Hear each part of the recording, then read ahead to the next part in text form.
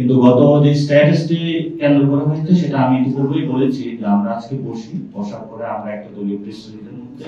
সুন্দর করে কি কি হয়েছিল যা যা জানার আছে দেশবাসীকে আমরা এটা স্পষ্ট করি। আমাদেরকে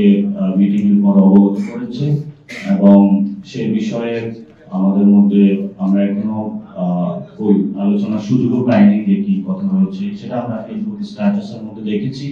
এবং এটা নিয়ে আমাদের একটি মিটিং হওয়ার কথা ছিল। সেই বিষয়ে আমি বলেছি আমাদের আজকে একটি মিটিং আছে, আমরা সেটা একসাথে সবাই বসে এই বিষয়ে সবার মধ্যে যতগুলো কনফিউশন রয়েছে সেগুলো স্পষ্ট করব।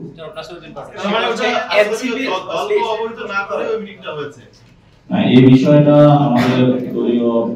জায়গা থেকে কিছু মানুষ অবগত ছিলেন, সবার মধ্যে দলের ওই জায়গাতে যে কথাগুলো হয়েছে সবগুলো ডিসক্লোজ করা হয়নি। আমরা বলেছিলাম যে আমরা একসাথে মিটিং করবো, মিটিং এ সবগুলো বিষয় পর্যালোচনা হবে, কি কি কথা হয়েছিল এবং সেটা কেন বসেছিল সেই বিষয়ে কিন্তু হাসান আব্দুল্লাহ এই বিষয়ে তার পূর্বে স্পষ্ট বক্তব্য দিয়েছেন যে কিভাবে মিটিংটি হয়েছিল, কি কথা হয়েছিল। সেটা হলো প্রথমত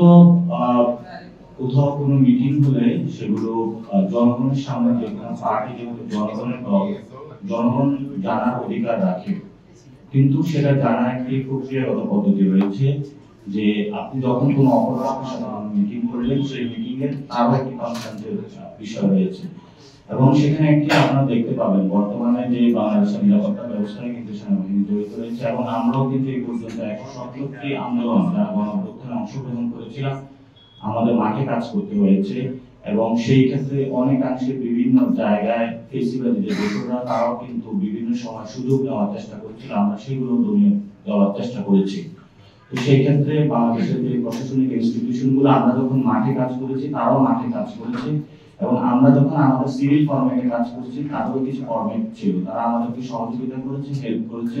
যেহেতু রাষ্ট্রীয় যে প্রতিষ্ঠানগুলো যখন কোনো আন্দোলন চলে সেই আন্দোলনের ক্ষেত্রে